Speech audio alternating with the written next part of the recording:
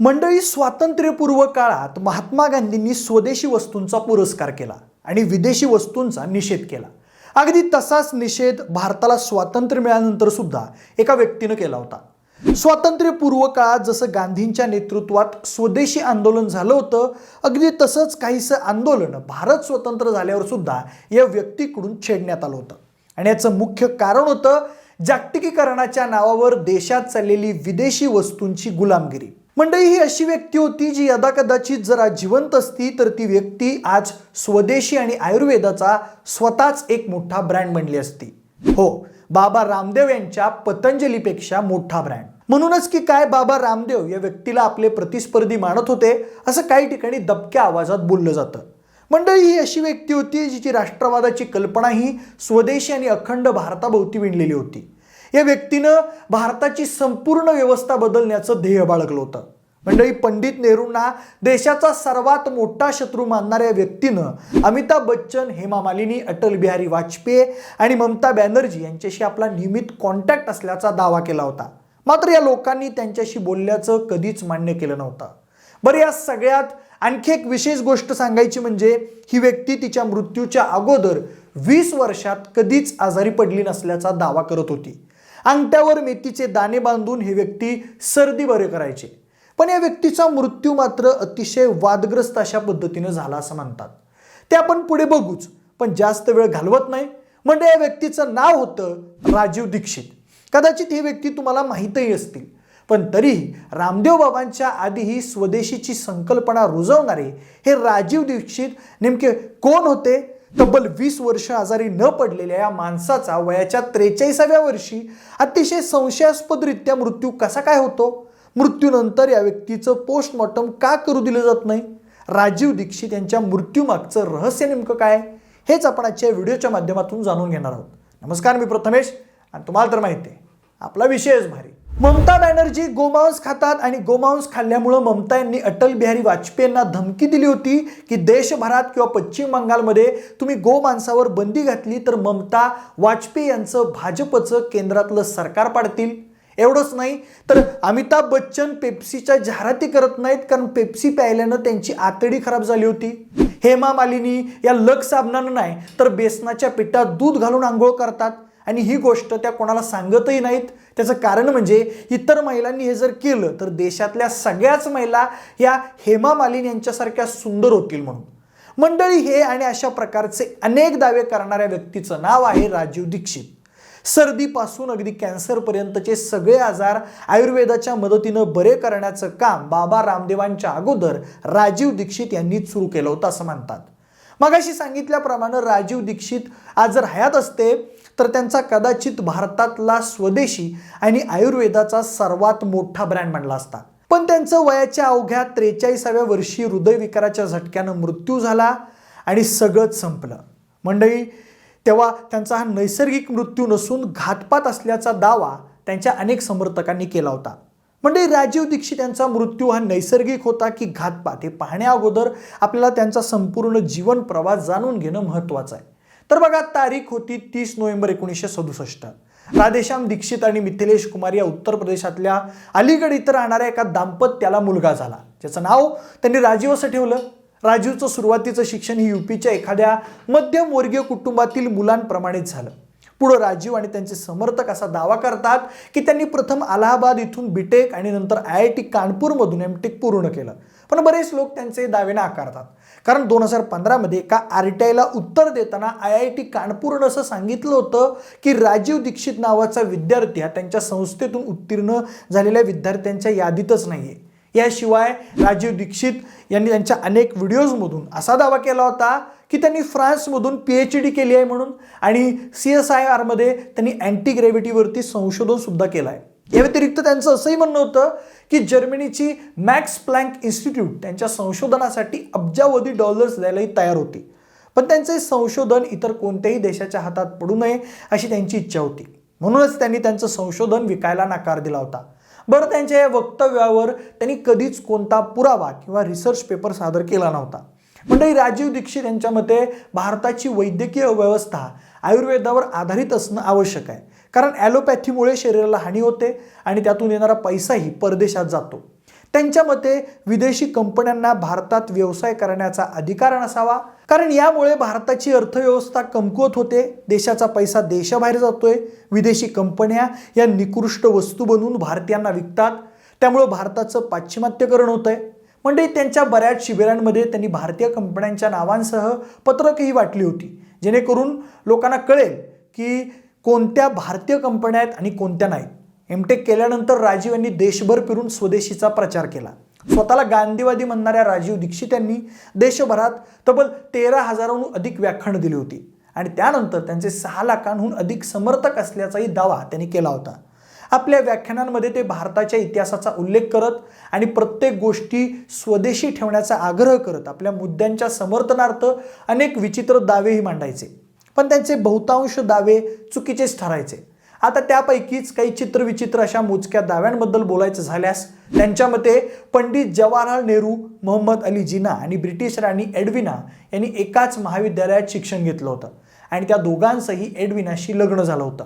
Edwina इतकी हुशार स्त्री होती की ती त्या दोघांनाही सांभाळायची. एवढंच नाही तर एडविनाकडे नेहरू आणि तिचे आक्षेपार्ह फोटोज होते, ज्याच्या आधारे नेहरूंना तिनं ब्लॅकमेल करून भारताची फाळणी करून घेतली. त्यासोबतच राजीव दीक्षित यांनी अमेरिकेतील वर्ल्ड ट्रेड सेंटरवरील 9/11चा हल्ला हा अमेरिकनच घडवून आणला होता असा दावा केला होता. एवढंच नाही तर राजीव यांच्या म्हणण्यानुसार भारतीयांना फसवता यावं म्हणून युनिलिव्हर कंपनीनं त्यांचं नाव बदलून हिंदुस्तान लिव्हर केलं. नवीन नावामुळे भारतीयांना ही एक भारतीय कंपनी असल्यासारखंच वाटेल आणि त्या कंपनीची वस्तू खरेदी करायला मागे पुढे पाहणार नाहीत असा त्यामागचा विचार होता. या व्यतिरिक्त राजीव दीक्षित यांनी असाही दावा केला होता की नेस्ले कंपनीच्या मॅगी उत्पादनामध्ये डुकराच्या मांसाचा रस मिसळला जातो आणि त्यात त्यांची चरबी वापरली जाते म्हणून. सोबतच कोका कोलामध्ये ॲसिड असल्याबद्दलही राजीव बोलायचे. राजीव दीक्षित म्हणायचे की शेणापासून बनवलेल्या साबणानं 10 मिनिटांनी आंघोळ केली तर अंगाला चांगला वास येऊ लागतो. प्राचीन काळी राजयज्ञ करण्यापूर्वी शेणाने अंघोळ करायचे आणि रामाला सुद्धा तेच करावं लागायचं. परदेशी कंपन्यांकडून साबण न घेतल्यानं देशाचा पैसा देशातच राहील. अजूनच सांगायचं म्हटलं तर दीक्षित यांच्या म्हणण्यानुसार अमेरिकेला जम्मू आणि काश्मीर ताब्यात घ्यायचं आहे आणि म्हणूनच ते पाकिस्तानला पैसे देत आहेत, जेणेकरून पाकिस्तान दहशतवादाला खतपाणी घालू शकेल आणि काश्मीर प्रश्नावर लक्ष केंद्रित करू शकेल. या व्यतिरिक्त राजीव दीक्षितांचे असे अजून इतर अनेक दावे आहेत ज्यांना कोणताही आधार नाही. मंडळी, भारतीय शिक्षण व्यवस्थेचं वर्णन मॅकॉलेचं योगदान म्हणून करणाऱ्या राजीव यांच्या मते शिक्षणासाठी भारतीय गुरुकुल पद्धत हीच सर्वोत्तम आहे. त्याचबरोबर त्यांच्या मते इथली न्याय व्यवस्था आणि कायदेशीर व्यवस्था ही ब्रिटिशांनी बनवलेल्या कायद्यांचीच फोटोकॉपी आहे, ज्यामध्ये बरेचसेच कायदे हे भारतीयांचा अपमान करणारे सुद्धा आहेत आणि ते बदलायला हवेत असंही त्यांचं मत आहे. भारताच्या आर्थिक व्यवस्थेबाबत राजीव यांचा असा विश्वास होता की देशाची टॅक्सेशन सिस्टीम ही डिसेंट्रलाइज झाली पाहिजे, कारण देशातलं भ्रष्टाचाराचं मूळ हेच आहे. त्याबद्दल त्यांनी असा दावा केला होता की देशाच्या कर महसुलापैकी 80% कर हा राजकारणी आणि नोकरशाह यांच्याकडे जातो. भारताची बजेट प्रणाली ही ब्रिटनपासून प्रेरित आहे असं म्हणणारे राजीव हे तेव्हा 500 आणि 1000 रुपयांच्या नोटांवर बंदी घालण्याचा सल्ला देत होते. त्यांच्या मते उदारीकरण, खाजगीकरण आणि जागतिकीकरण हे भारताचे सर्वात मोठे शत्रू आहेत, जे की भारताला आत्मघातकी स्थितीकडे घेऊन जात आहेत. देशाच्या विचारवंतांनी कृषी क्षेत्रात पुरेसं काम केलं नाही, त्यामुळेच आज इथला शेतकरी आत्महत्या करतोय असं राजीव दीक्षित म्हणायचे. म्हणजे 1984 मध्ये भोपाळ गॅस दुर्घटनेनंतर राजीव दीक्षित यांचं नाव सगळ्यात पहिल्यांदा चर्चेत येऊ लागलं होतं. तेव्हा त्यांनी त्या युनियन कार्बाइड कंपनी विरोधात निदर्शने केली होती. मात्र ती युनियन कार्बाइडची घटना हा अमेरिकेचा सुनियोजित कट होता आणि तो भारतीयांवर एक प्रयोग म्हणून केला गेला होता असं त्यांचं म्हणणं होतं. आणि इथूनच राजीव दीक्षित यांनी विदेशी कंपन्यांविरोधातली त्यांची मोहीम सुरू केली होती. त्यावेळेस त्यांनी देशभर फिरून भाषणं द्यायला सुरुवात केली होती. त्या भाषणांमध्ये त्यांनी भारतीय शिक्षण व्यवस्था, भारतीय कर प्रणाली, आधुनिक औषधं आणि आंतरराष्ट्रीय कंपन्यांवर टीका केली. मंडळी, राजीव दीक्षित यांच्याविषयीच्या उपलब्ध माहितीनुसार ते 2009 मध्ये बाबा रामदेव यांच्या संपर्कात आले आणि त्यांनी रामदेव बाबांना देशातल्या समस्या आणि काळा पैसा इत्यादी गोष्टींबद्दल सांगितलं. त्यामुळे रामदेव बाबा राजीव दीक्षितांवर खूप प्रभावित झाले आणि दोघांनी एकत्र काम करायला सुरुवात केली. दोघांनी मिळून भारत स्वाभिमान चळवळ सुरू केली. आता इंटरनेटवर याबद्दल 2 प्रकारची माहिती उपलब्ध आहे. एक म्हणजे राजीव यांच्या समर्थकांचा असा दावा आहे की त्यांनी 2009 मध्ये भारत स्वाभिमान चळवळ सुरू केली, तर दुसरी गोष्ट म्हणजे रामदेव बाबा समर्थक हे भारतीय स्वाभिमान चळवळ ही त्यांची निर्मिती असल्याचं सांगतात. मंडळी, राजीव दीक्षित हे या ट्रस्टमध्ये सचिव पदावर होते. भारत स्वाभिमान चळवळ सुरू करताना राजीव दीक्षित आणि रामदेव बाबा यांनी आम्ही कुशल लोकांनाच मतदान करू, आम्ही इतरांनाही 100% त्यांना मतदार करण्यासाठी प्रेरित करू, आम्ही भारताला जागतिक महासत्ता बनवू, आम्ही भारत बनवू अशी शपथ घेतली होती. या चळवळी अंतर्गत राजीव आणि रामदेव बाबा यांनी लोकांना आपल्याशी जोडल्यानंतर 2014 देशासमोर चांगल्या लोकांच्या नव्या पक्षाचा पर्याय मांडण्याचा आणि लोकसभा निवडणूक लढवण्याचा प्लॅन आखला होता. तेव्हा हे आंदोलन सुरू होण्यापूर्वी राजीव दीक्षित आणि रामदेव बाबा या दोघांचे कार्यक्रम आस्था वाहिनीवर प्रसारित केले जायचे. तेव्हा दोघांनी काही काळ एकत्र काम केलं. दोघेही आस्था आणि संस्कार या चॅनलवर एकत्र दिसायचे. त्यानंतर दोघांमध्ये वाद झाल्याचं बोललं जातं. राजीव दीक्षित यांच्या काही समर्थकांचा असा दावा आहे की राजीव यांच्या लोकप्रियतेला रामदेव बाबा घाबरले होते आणि म्हणूनच त्यानंतर त्यांनी राजीव यांच्या विरोधात कट रचला आणि त्याचाच परिणाम म्हणून 30 नोव्हेंबर 2010 रोजी राजीव दीक्षितांचं जे निधन झालं ते वादग्रस्त म्हणून ओळखलं जातं. मंडळी, डॉक्टरांच्या मते त्यांच्या मृत्यूचं कारण हृदयविकाराचा झटका होता. मात्र हा नैसर्गिक मृत्यू नसून कट असल्याचं राजीव दीक्षित यांच्या समर्थकांचं म्हणणं होतं. थांबा, यासाठी राजीव दीक्षित यांच्या त्या निधनाच्या दिवशी नेमकं काय घडलं ते आपण पाहूया. मंडळी, नोव्हेंबरच्या शेवटच्या आठवड्यात राजीव छत्तीसगडच्या दौऱ्यावर होते. तिथं त्यांना वेगवेगळ्या ठिकाणी व्याख्यानं द्यायची होती. 26 ते 29 नोव्हेंबर या कालावधीत विविध ठिकाणी व्याख्यानं दिल्यानंतर 30 तारखेला ते भिलाई इथं पोहोचले असता त्यांची प्रकृती खालावली.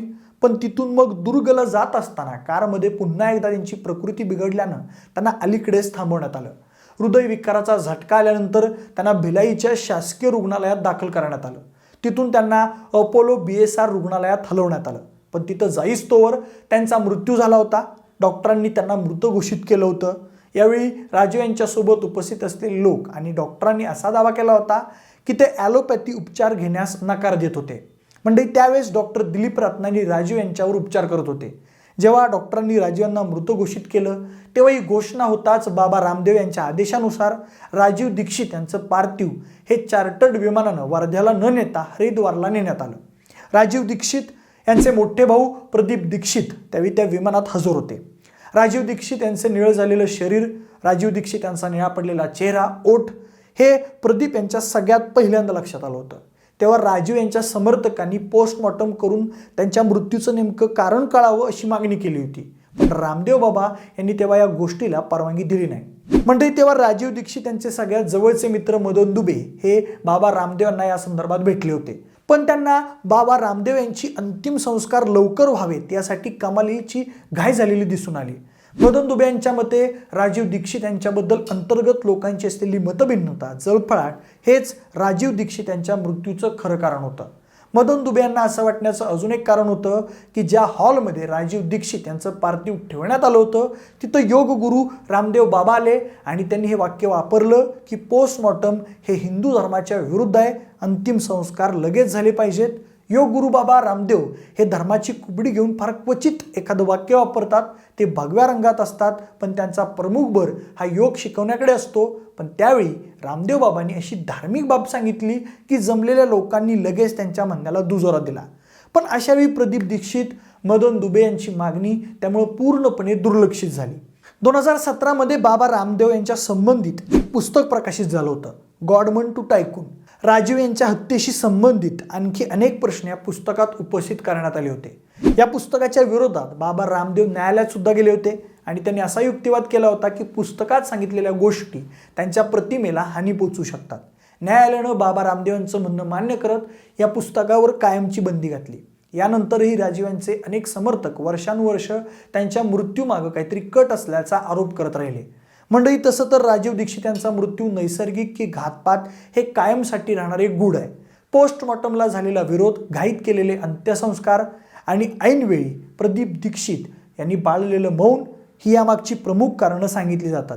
जानेवारी 2019 भारत सरकारनं दुर्ग इथल्या पोलिसांना या प्रकरणाची पुन्हा तपासणी करण्याचे आदेश दिले होते. पण तसं काहीच घडलं नाही. राजीव दीक्षित यांच्या मृत्यूनं मात्र त्यांची स्वप्न अपूर्णच राहिली. मंडळी, मागाशी सांगितल्याप्रमाणे राजीव दीक्षित आणि बाबा रामदेव 2014 एक राजकीय पक्ष स्थापन करणार होते ज्यामध्ये केवळ प्रामाणिक लोक असतील. भारत जगात शक्तिशाली देश बनेल आणि स्वदेशी आंदोलन देशातल्या शेवटच्या व्यक्तीपर्यंत पोहोचेल अशी त्यांची स्वप्न होती. पण वयाच्या अवघ्या 42व्या वर्षी त्यांचं निधन झालं आणि त्यांची ती स्वप्न मात्र अपूर्णच राहिली.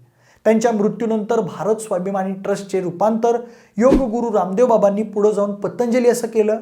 पण या पतंजलीमध्ये देशसेवेची ती उर्मी मात्र राहिली नाही. पतंजली आता फक्त एक व्यापारी ब्रँड झालाय, एवढं खरं आहे. बाकी तुम्हाला राजीव दीक्षित यांच्या मृत्यूबद्दल नेमकं काय वाटतं? त्यांचा हा मृत्यू नैसर्गिक होता की घातपात? तुमची मतं आम्हाला कमेंट करून नक्की सांगा. जर हा व्हिडिओ आवडला असेल तर लाईक आणि शेअर करा. सोबतच आपले विशेष बारी हे यूट्यूब चॅनलला देखील सबस्क्राईब करा. आणि जर हा व्हिडिओ तुम्ही फेसबुकवर पाहत असाल तर तिथेही आम्हाला फॉलो करायला अजिबात विसरू नका. धन्यवाद.